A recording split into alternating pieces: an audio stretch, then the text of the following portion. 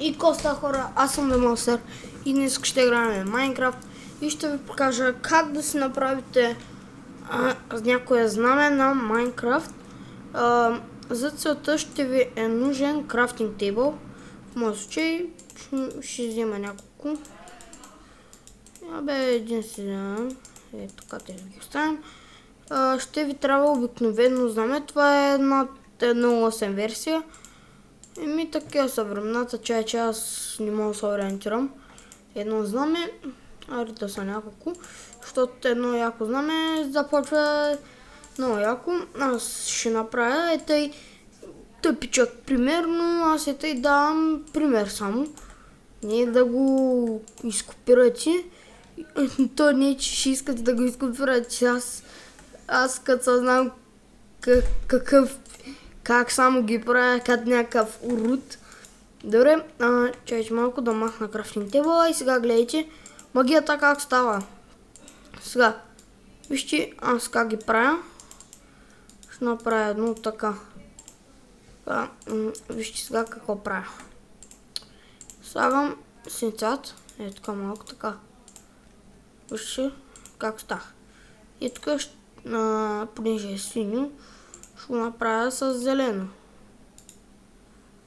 Так. И видите колко яко става. Само че той по средата не си личи, че е синьо. Буквално смисъл и даваме ето пример.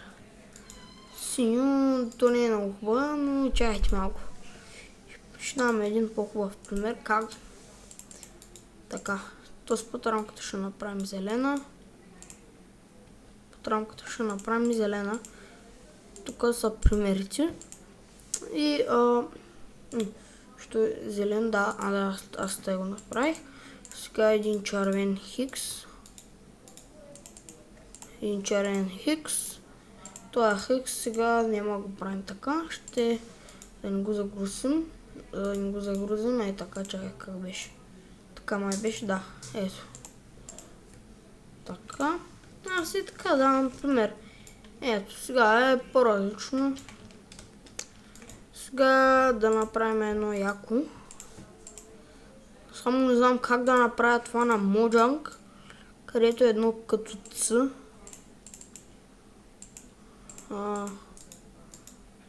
Добре, това е странно. Така, ще го направим. Едно нищо, ама розово. Знам, защо го направих с розово, ама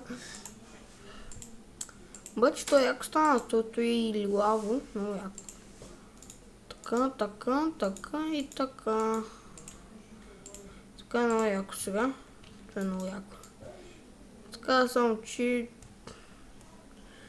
ето така. И вече ви си решавате как да си го разпределите, как да си го направите. Аз само ви показах и те условно тъпи, като да нямат вкус, защото мога да направя с Mojang. Ще видя. С череп, с глава на скелет, т.е. Таки с тем подобни, с ноч, мисля, че мога да направя, не съм сигурен дали мога да се направя. И това беше за този епизод. Надявам се да ви е харесал и надявам се да съм ви помогнал как да се направите знаме, с като ще го изтря. И чао!